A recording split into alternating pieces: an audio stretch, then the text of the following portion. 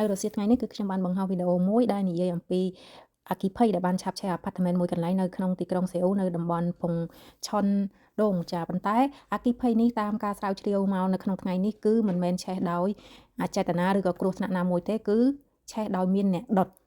ហើយក្នុងគ្រោះថ្នាក់នេះដែរគឺមានជនរងគ្រោះរហូតដល់7នាក់ចាក្នុងនោះគឺមានម្នាក់ស្លាប់និង4នាក់ទៀតរងរបួសស្រាលនិង2នាក់ទៀតគឺរងរបួសធ្ងន់ដោយពេលដែលភៀសខ្លួនហ្នឹងគឺគាត់បានធ្លាក់ពីលើមកបរិសម្នាក់ដែលបានស្លាប់ហ្នឹងគឺវ័យ60ឆ្នាំចាគឺតាមការមើលឲ្យដឹងហ្នឹងគឺបរិសនេះហើយគឺជាជនសង្ស័យដែលគេថាជាអ្នកដុតអាគារនេះហើយគឺគេបានរកឃើញគាត់ដេកស្លាប់នៅជាន់ទី4នៃអាផាតមិនហ្នឹងគឺនៅតាមផ្លូវដើរអគ្គិភ័យនេះគឺបានកើតឡើងនៅវេលាម៉ោង8:20នាទីព្រឹកហើយបរិសនេះដែរគឺមុននឹងគាត់មកដុតអាផាតមិននេះគឺគាត់បានដុតវីឡាមួយដែលមានចម្ងាយ 1.4 គីឡូម៉ែត្រពីអាផាតមិននេះផងដែរហើយគឺគាត់ប្រើឧបករណ៍សម្រាប់បាញ់ថ្នាំសម្រាប់សត្វល្អិតហ្នឹងគឺគាត់ចាប្រើឧបករណ៍ហ្នឹងដើម្បីធ្វើជាឧបករណ៍សម្រាប់បង្កអគ្គិភ័យហ្នឹងប៉ុន្តែជាសំណាងល្អដោយវីឡានោះមិនមានអគ្គិភ័យអីកើតឡើងធ្ងន់ធ្ងរ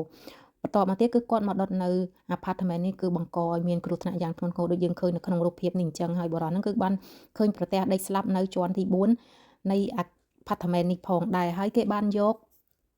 ឧបករណ៍ដែលជាថ្នាំបាញ់សម្រាប់សត្វល្អិតហ្នឹងយកមកពិនិត្យទៅគឺក្រយ៉ាវដៃរបស់បុរសដែលស្លាប់ហ្នឹងដូចយើងឃើញក្នុងរូបពងតាបាញ់ហ្នឹងគឺក្រយ៉ាវដៃនឹងត្រូវគ្នាទៅគេសង្ស័យថាគាត់នឹងគឺជាជនដែលបង្កហ្នឹងហើយគេបានទៅរកឃើញចា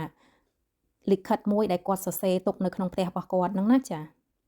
ដោយក្នុងបណ្ដាំនោះគឺគាត់បានសរសេរជាពាក្យបណ្ដាំខ្លីៗសុំទោសផងអីផងតាមការឲ្យដឹងហ្នឹងគឺបុរសដែលជាជនសង្ស័យហ្នឹងដែលមានវ័យ60ឆ្នាំហ្នឹងគឺគាត់ធ្លាប់រស់នៅអាផាតមិនហ្នឹងនៅជាន់ក្រោមចាហើយក៏មានបញ្ហាជាមួយអ្នកដែលនៅជាន់លើហ្នឹងដោយសារតាសម្លេងថ្លង់ហ្នឹងក៏ធ្លាប់មានការឆ្លោះគ្នាចារហូតដល់ប្រើអំពើហិង្សារហូតដល់ប្តឹងប៉ូលីសផងដែរប៉ុន្តែដោយសារតែសងខាងគឺមិនចង់ឲ្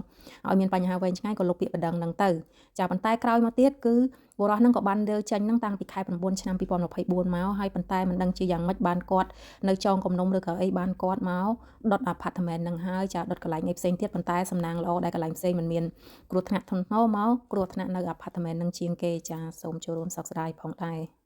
ប៉ុន្តែយើងចាំមើលបន្ថែមទៀតថាការស្រាវជ្រាវនៅពេលក្រោយនឹងយ៉ាងម៉េចទៀតចាអរគុណច្រើនយើងជួបគ្នាជាមួយវីដេអូក្រោយ